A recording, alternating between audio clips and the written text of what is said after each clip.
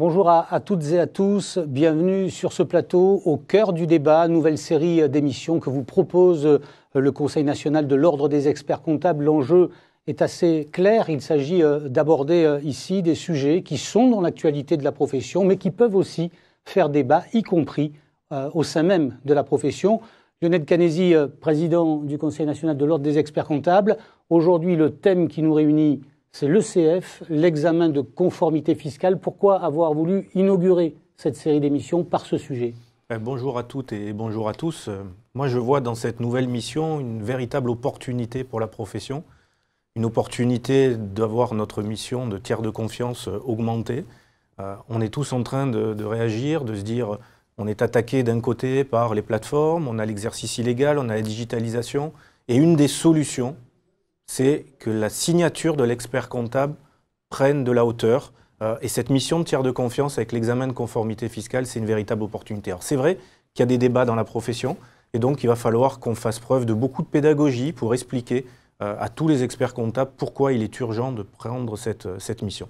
On aura l'occasion d'ouvrir ce débat dans la deuxième partie de ce rendez-vous. Alors on débutera chacune de ces émissions par le témoignage d'une personnalité en lien évidemment avec le sujet. Ce sera la séquence du grand témoin.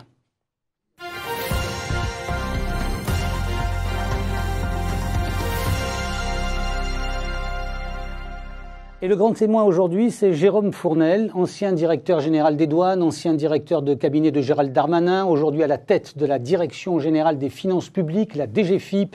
Il a tenu à nous adresser un message sur le sujet qui nous réunit aujourd'hui, l'examen de conformité fiscale. Je vous propose d'écouter Jérôme Fournel. Bonjour à toutes et à tous. Depuis fin 2018, la DGFiP s'est engagée sur plusieurs chantiers afin de concrétiser une nouvelle relation de confiance avec le monde de l'entreprise. À cet égard, la création du service partenaire des entreprises et du service de mise en conformité sont des avancées afin d'offrir aux entreprises davantage de sécurité juridique. Cette relation de confiance est concrète et en 2020, des centaines de PME y sont entrées. Elle s'inscrit également dans ce que nous faisons en matière de garantie fiscale, de régularisation en cours de contrôle ou de rescrit. Dans le prolongement de toutes les précédentes mesures prises dans le cadre de la loi pour un État au service d'une société de confiance, et après une concertation approfondie avec les professions concernées, j'ai le plaisir de vous annoncer qu'est né le 13 janvier dernier l'examen de conformité fiscale. L'examen de conformité fiscale, ou ECF, est une prestation contractuelle qui contribue au civisme fiscal et qui vise à renforcer la sécurité juridique pour les entreprises, après un audit par un professionnel du chiffre, du conseil ou de l'audit. Ce dispositif s'adresse à toutes les entreprises à compter des exercices clos à partir du 31 décembre 2020. Quelles sont les modalités d'exercice de l'ECF ? Il revêt un véritable caractère contractuel entre le prestataire, qui réalise l'examen de conformité, et l'entreprise bénéficiaire, et il sera matérialisé par la signature d'un contrat. C'est d'ailleurs ce contrat qui engagera la responsabilité contractuelle du prestataire, puisque si à l'occasion d'un contrôle fiscal ultérieur, l'administration notifie une rectification sur un point validé par le CF, l'entreprise sera en droit de demander le remboursement des honoraires versés au titre du point audité. Les points faisant l'objet d'un audit seront au nombre de 10. Ils couvriront des thèmes et des problématiques variées, allant de la conformité des fichiers des écritures comptables à des domaines plus précis, tels que les règles de détermination des amortissements et leur traitement fiscal. Tous ces points d'audit seront ensuite récapitulés dans un compte-rendu de mission précisant pour chaque point s'il est conforme ou s'il ne l'est pas. Quelle est la sécurité juridique apportée par l'ECF ? Une entreprise ayant recouru à l'ECF peut naturellement faire l'objet d'un contrôle, voire de redressement. Mais l'existence de l'ECF emporte néanmoins des conséquences très fortes. Tout d'abord, il sera tenu compte de l'existence d'un ECF dans notre stratégie et notre programmation des contrôles. En outre, la bonne foi du contribuable ne peut être remise en cause pour des points audités et déclarés conformes dans l'ECF. Dès lors, les éventuelles rectifications ne seront pas accompagnées de l'intérêt de retard ou de la majoration de 10% applicable par exemple en matière d'impôt sur le revenu. Dans le même esprit, il n'y aura aucune amende encourue en cas d'infraction liée à des points audités et validés conformes. Enfin, comme déjà indiqué, le coût de la prestation devrait être remboursé si le point audité fait l'objet d'un redressement. Avec la nouvelle procédure de l'ECF, la DGFiP s'inscrit dans une logique de sécurité juridique, de promotion du civisme fiscal et d'apaisement dans la relation de contrôle avec un monde de l'entreprise qui a plus que jamais besoin de notre soutien dans la période de crise actuelle. Les experts comptables, en raison de leurs compétences et de leur positionnement, sont naturellement au cœur de ce nouveau dispositif. Je sais que je peux compter sur vous pour que l'examen de conformité fiscale trouve sa place au sein des entreprises, et notamment des plus petites, dans l'intérêt de tous. Je vous remercie. Voilà, Jérôme Fourdel, directeur de la DGFiP, la Direction Générale des Finances Publiques. Ce sera un gros plan qui reviendra lui aussi dans chacune de nos émissions, la séquence Le chiffre du mois. Et aujourd'hui, pour commenter cette séquence, Damien Dreux est avec nous.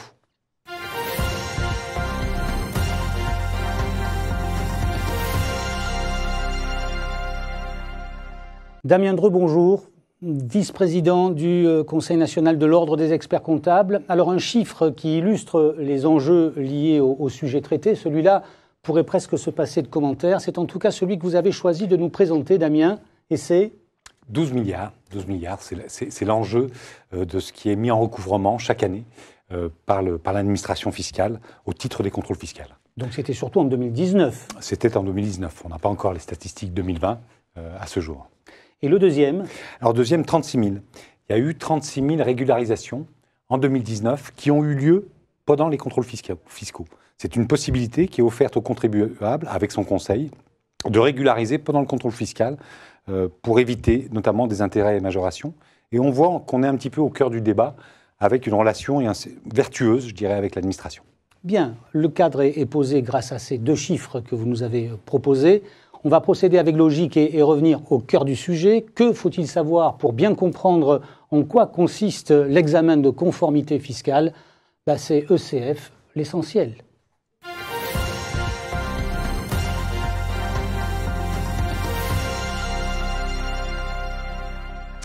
Alors Damien Dreux, voilà une nouvelle mission difficile qui vous est confiée et que vous avez accepté, nous permettre de mieux cerner notre sujet. On va procéder par questions simples et réponses rapides si vous le voulez bien. Si on revient à l'origine d'ECF, de cet examen de conformité fiscale, on doit parler de la loi Pacte. Alors je dirais même avant la loi ESSOC.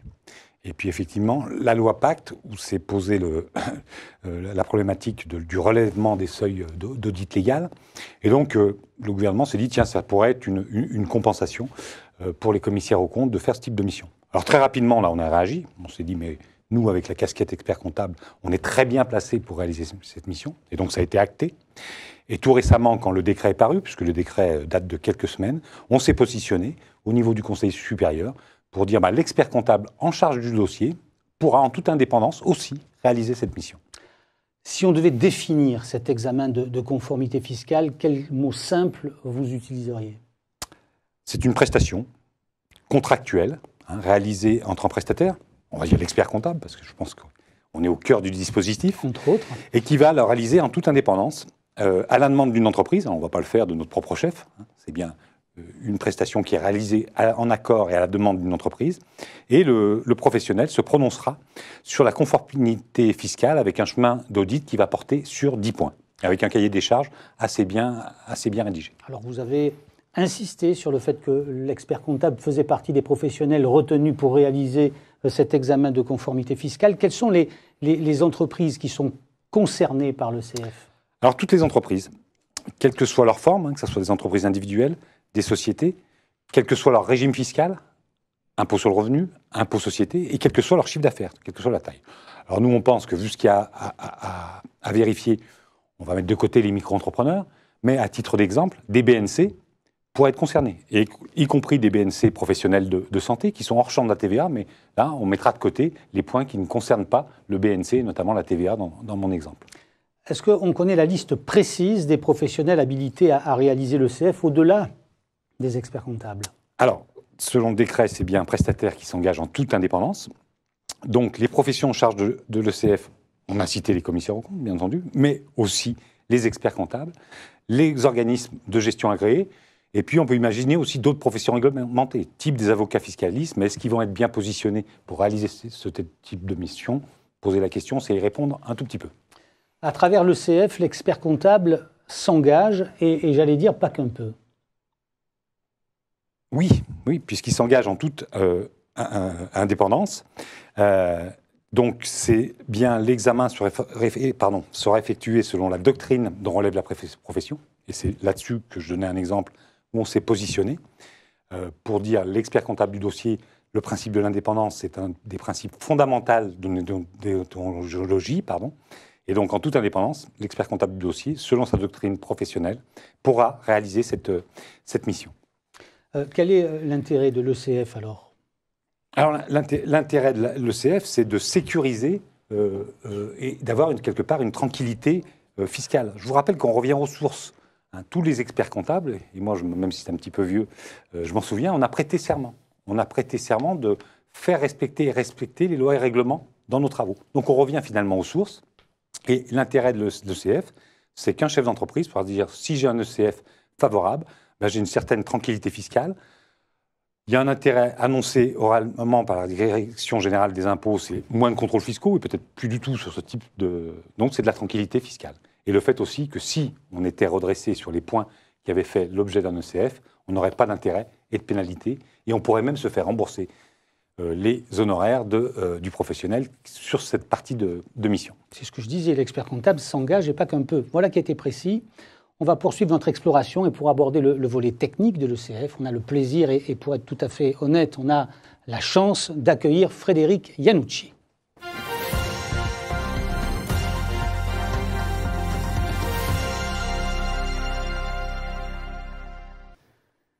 Merci mille fois, Monsieur Iannucci, d'être ici avec nous, d'avoir accepté l'invitation du Conseil national de l'Ordre des experts comptables. Vous êtes chef du service de la sécurité juridique et du contrôle fiscal à la DGFiP. Vous avez compris le principe, questions précises, réponses concises. Jusque-là, est-ce que tout ce qui a été dit vous a paru conforme? Est-ce que l'examen de conformité de ce qu'a dit Damien Dreux vous convient? Bonjour, tout à fait conforme à l'état d'esprit, en tout cas, de cette nouvelle prestation. Alors, on le disait avec Damien tout à l'heure, l'ECF repose sur ce qu'on appelle un chemin d'audit. La question est peut-être un peu générale au départ. Quelle est la philosophie de ce chemin d'audit? Qu'est-ce qu'on cherche à prouver, à montrer, à rendre conforme? Alors, on cherche à avoir une présomption de conformité sur 10 points jugés essentiels, qui concerne essentiellement les dépenses, mais pas que, et qui donne une assurance raisonnable de conformité fiscale sur les comptes de l'entreprise. Alors ça, c'est la philosophie générale. On va parcourir très rapidement les 10 points de passage. On ne va pas de façon exhaustive les détailler, mais quand même, le premier point, c'est la conformité du fichier des écritures comptables au format défini à l'article A47A1 du livre des procédures fiscales. Qu'est-ce qu'on cherche là? Donc là, c'est une vérification assez technique, savoir si on est dans le champ de l'obligation de transmission du fichier des écritures comptables. Donc voilà, c'est un point assez binaire, si je peux dire. C'est plus du oui-non, ça ne nécessite pas d'investigation très très approfondie, me semble-t-il, de la part du prestataire. Oui, alors on va pouvoir automatiser cette partie-là. Et je ferai deux différences. On a nos clients où on réalise une mission de tenue comptable. Et là, je dirais qu'avec les éditeurs qu'on a sur le marché, on a pu déjà tester la conformité de nos fichiers.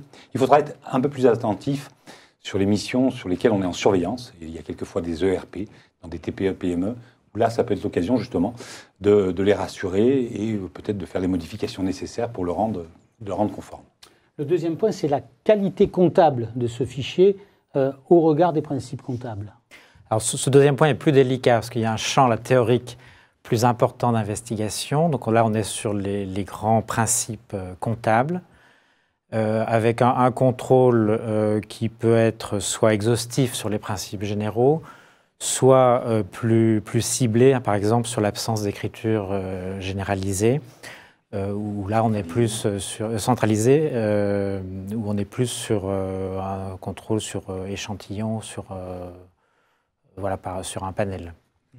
Et là, je pense qu'on va échanger entre le Conseil supérieur et les services de l'administration pour notamment trouver les bonnes pratiques, notamment sur des TPE, quelquefois, on n'a pas obligatoirement des numéros de pièces comptables sur un très faible volume d'achat. Enfin voilà, alors qu'on échange sur certains sujets.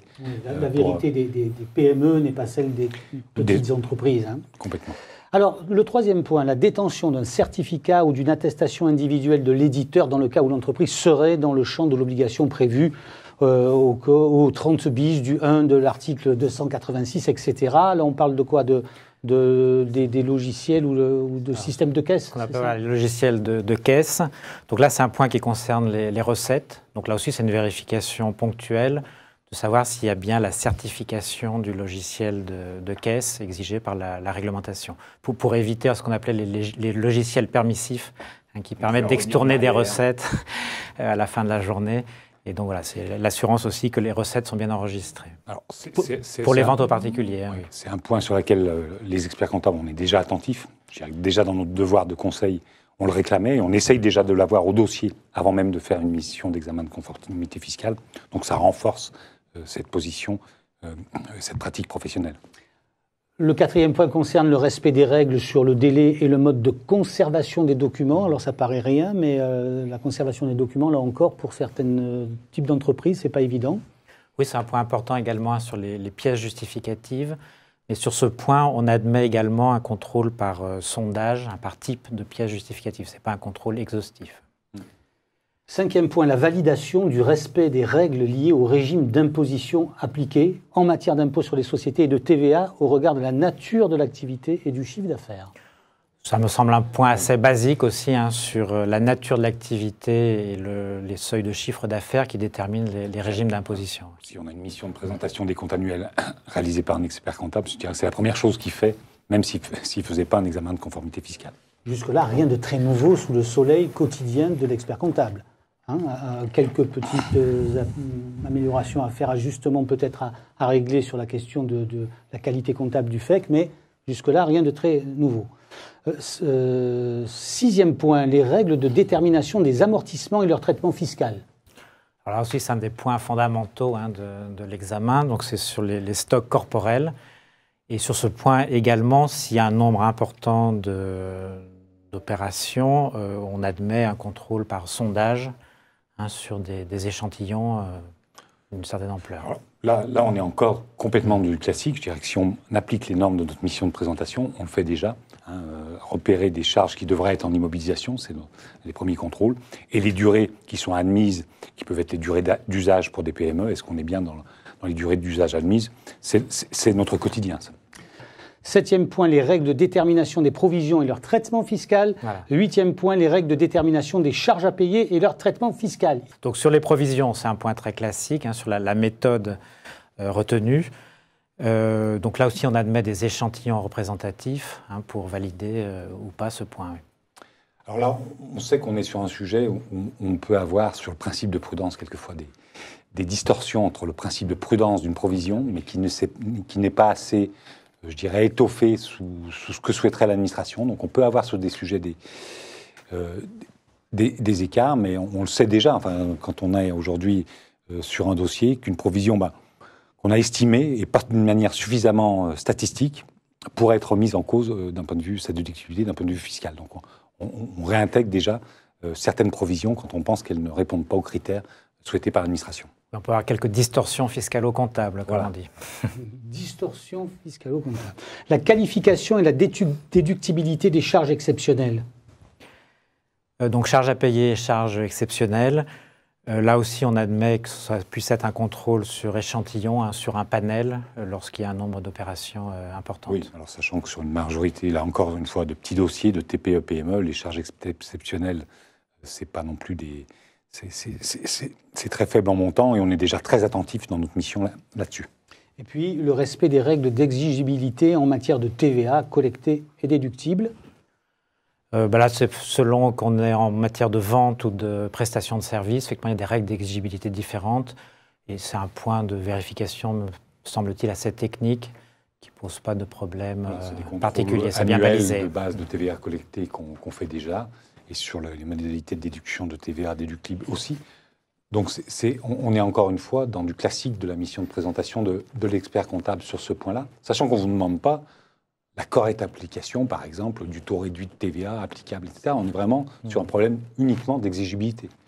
J'allais vous poser la question de savoir si cette ECF, pour les professionnels du chiffre et du conseil, pour les experts comptables, si cette ECF était chronophage. Mais à vous écouter, j'ai l'impression qu'on est dans l'application naturelle de votre activité, des contrôles que vous effectuez tout au long de l'année auprès de vos clients. Si c'est l'expert comptable du dossier, qui a la mission de présentation des comptes annuels, je dirais que 80%, effectivement, 8 points sur 10 sont déjà quasiment faits.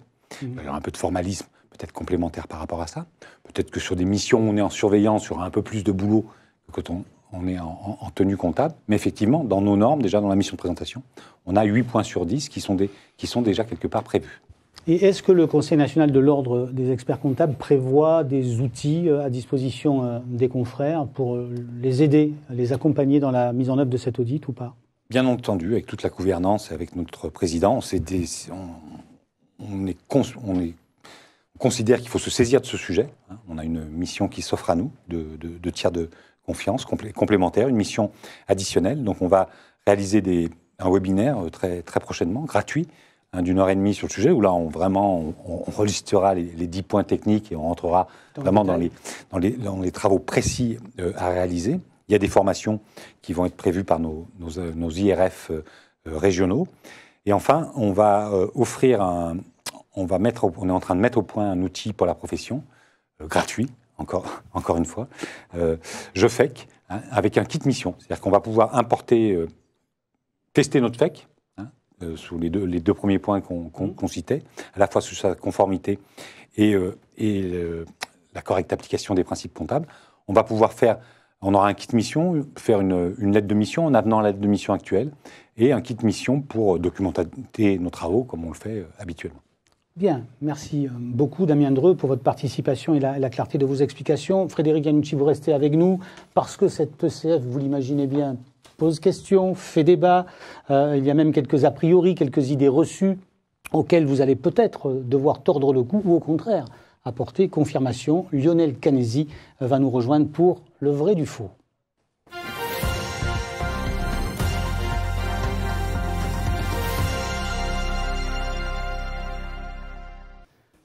Alors, je vais vous proposer un certain nombre d'affirmations à l'un et l'autre et vous me direz si elles correspondent à une réalité ou pas.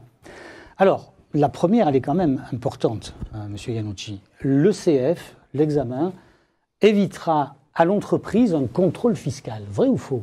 Alors, faux. Il limitera les risques de contrôle, mais on ne veut pas exclure tout contrôle.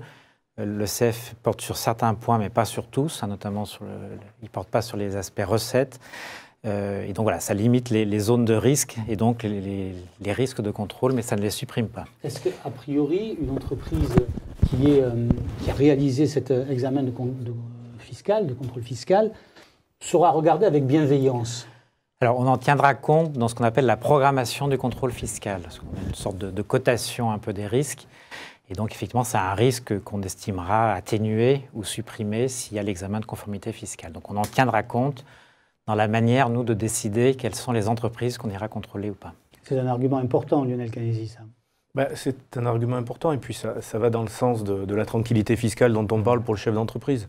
Du moment où il y a un examen de conformité fiscale qui sera validé par un tiers de confiance, un professionnel, ça veut dire que le chef d'entreprise sera tranquille. Et aujourd'hui, nos chefs d'entreprise, ils ont besoin de consacrer leur temps à la relance de leur activité plutôt qu'à cette insécurité. Donc voilà, ça va dans le bon sens. Mais on n'a pas la garantie donnée à l'entreprise qu'elle ne fera pas l'objet d'un contrôle fiscal. On est bien d'accord? On est bien d'accord, mais ça veut dire, j'ai bien entendu, qu'il y a une grande chance qu'il n'y ait pas de contrôle fiscal, mais pas la certitude. Voilà.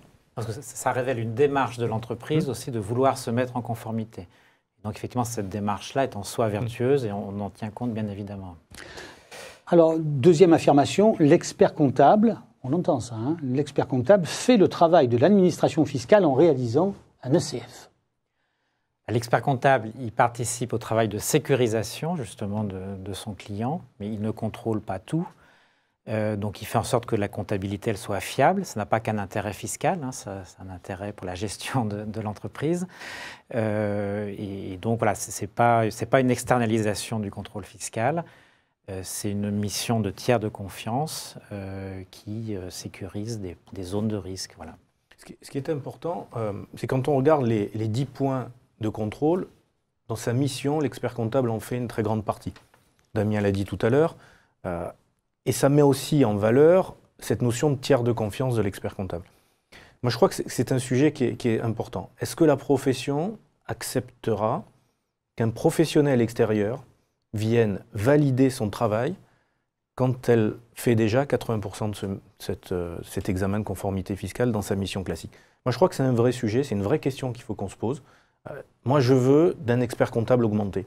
Et si sur notre mission de base, sur ces 10 points de contrôle, on a besoin d'une validation extérieure, on va vers l'expert comptable dégradé. Voilà. Je pense que c'est aussi sur ce sujet qu'il faut qu'on se pose la question.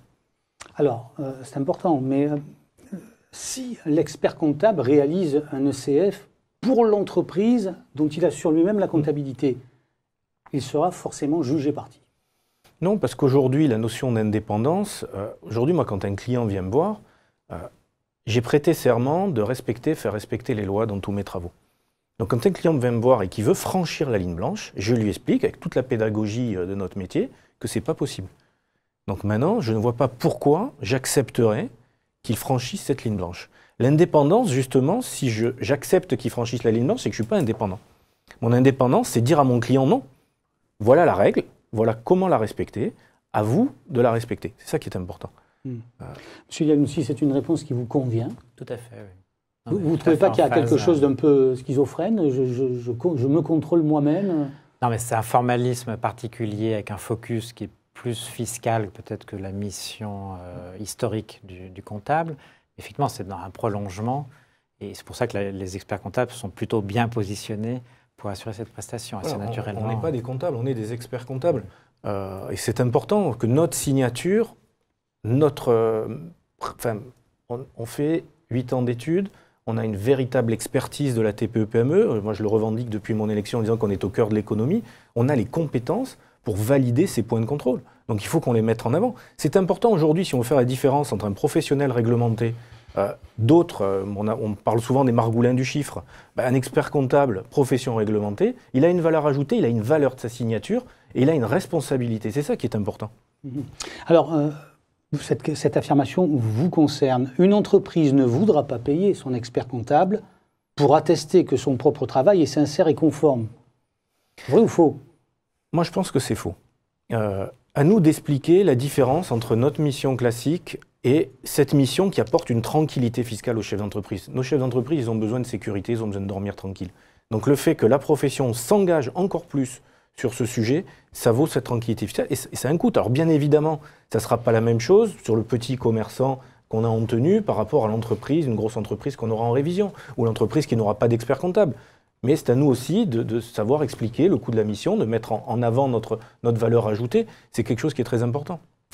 Frédéric Iannucci, si l'examen de conformité n'est pas positif, est-ce que l'entreprise sera immédiatement contrôlée et sanctionnée? Alors ça, c'est faux. Alors, il faut bien voir de quoi on parle. Si l'entreprise ne valide aucun des points de l'examen de conformité fiscale, il ne sera même pas mentionné dans l'alias fiscal. Donc, l'administration fiscale ne saura même pas qu'elle a eu recours à l'ECF. Mais je le redis, la démarche de l'entreprise, c'est au contraire de se mettre en position de valider les points.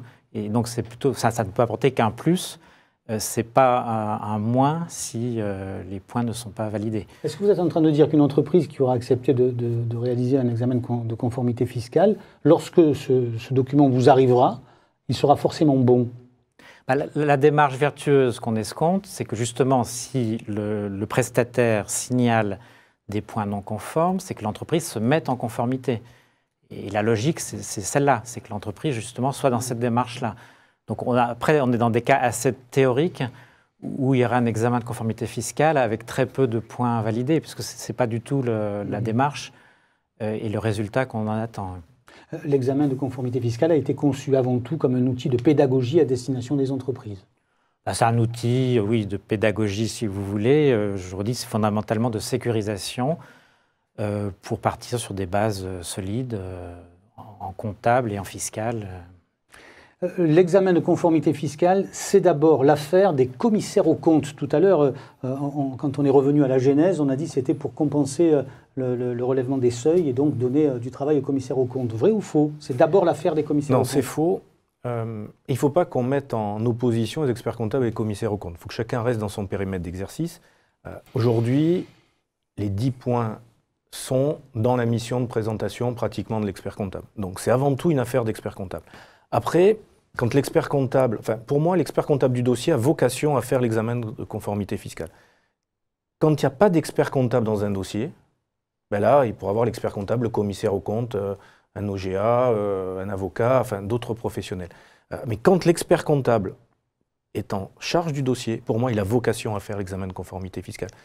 Voilà, c'est ce que je disais tout à l'heure. Je ne vois pas un expert comptable dégradé qui dise à son client, notre client, il nous a... On signe une lettre de mission pour faire un bilan juste. Et donc, s'il a besoin de l'examen de conformité fiscale, on ne va pas lui dire « Non, mais moi, je ne peux pas le signer, il faut aller voir un autre professionnel qui va valider notre travail. » Enfin, on voit bien que c'est complètement incohérent. Donc, il faut que les experts comptables en charge du dossier prennent cette mission à bras-le-corps, c'est vraiment très important. Ou sinon, on va aller vers l'expert comptable dégradé. Qu'est-ce qui fera la différence entre une plateforme, entre un illégal si l'expert comptable, derrière, n'est pas capable de monter en gamme? Je crois qu'il y a un véritable tournant pour notre profession. Il faut vraiment qu'on prenne la mission en charge. Monsieur Iannucci, est-ce que vous avez une préférence, vous, par rapport aux professions? Est-ce que pour vous, c'est pareil que ce soit un expert comptable, un commissaire aux comptes, un avocat fiscaliste ou que sais-je encore? C'est la neutralité du service public. Donc juridiquement, c'est ouvert à toutes les professions. Si votre garagiste, à la limite, vous propose un examen de conformité fiscale, il peut le faire, mais ça vous Donc voilà, nous, on ne peut pas se prononcer sur ce point-là. C'est ouvert à toutes les entreprises et à tous les prestataires. Et bien entendu, il y en a qui ont plus d'arguments à faire valoir pour vendre la prestation. L'ECF peut être une nouvelle mission rémunératrice pour les experts comptables. Alors là, je sais qu'il y a débat dans la profession, parce qu'on en revient un peu à ce qu'on disait tout à l'heure. Comment une entreprise va-t-elle accepter de payer quelque chose en plus, des honoraires en plus, pour un travail dont elle aura le sentiment qu'il a déjà été effectué par la même personne? Non, mais c'est une vraie question. Je peux ni répondre vrai ou faux, c'est une vraie question. Et il y a une réponse qui est multiple, c'est-à-dire qu'on va avoir forcément des petites entreprises qui vont avoir du mal à payer un examen de conformité fiscale.